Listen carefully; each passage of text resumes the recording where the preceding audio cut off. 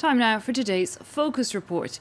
The ceasefire in eastern Ukraine is still nominally in place, but in reality it's violated on a daily basis. Ukraine blames the violations on the Russian and Russian-backed forces who have taken over parts of Donetsk and Luhansk regions. They, for their part, accuse the Ukrainian army of provoking them. In this context of deepening animosity, Ukraine has tightened restrictions on the movement of people and goods into and out of the separatist-held areas. Some officials are calling for a total blockade. Our correspondent Gulliver Cragg sent this report from both sides of the front line, starting in the Donetsk suburb of Marinka, scene of the most intense single battle since ceasefire began in February. Marinka bears the scars of recent battle. Residents say half the population of 10,000 is actually still here, but they venture out as little as possible. Gunfire can be heard in the distance.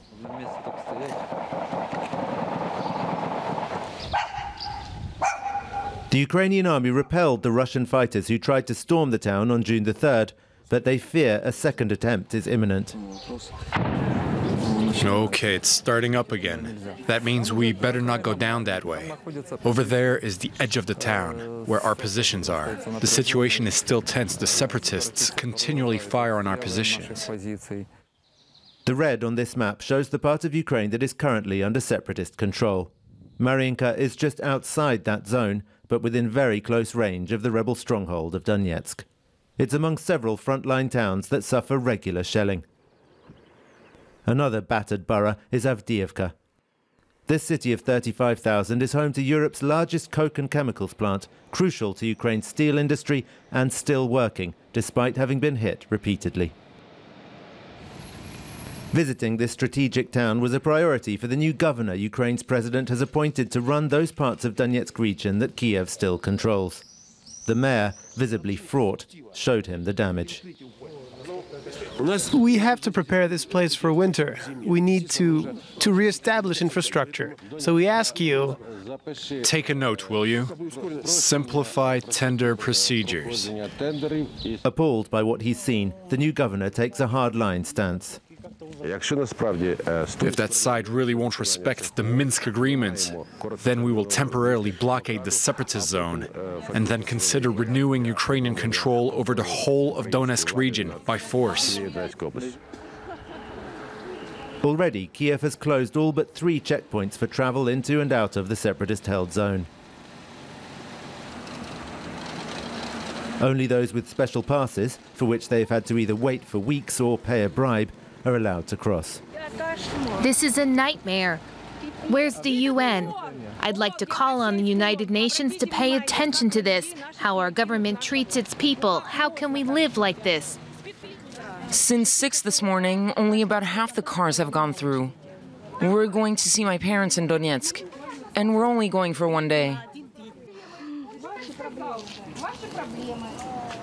There are no lorries here, yet officials deny that the economic blockade has started. Goods vehicles are admitted, but not here. They can go through 2 other checkpoints.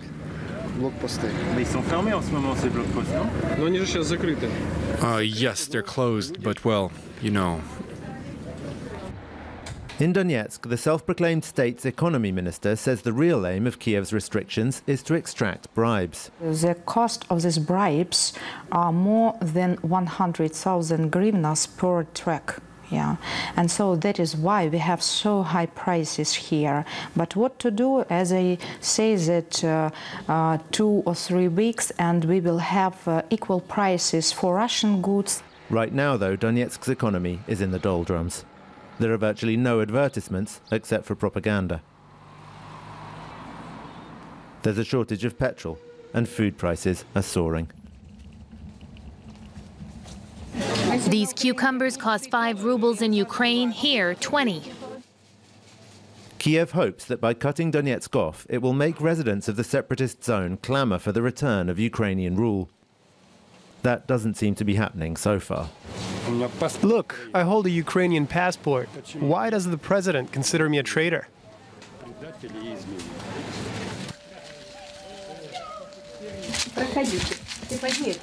We catch up with Lena in Donetsk. 7 hours we waited at the checkpoint. Her parents are delighted that she made the trip.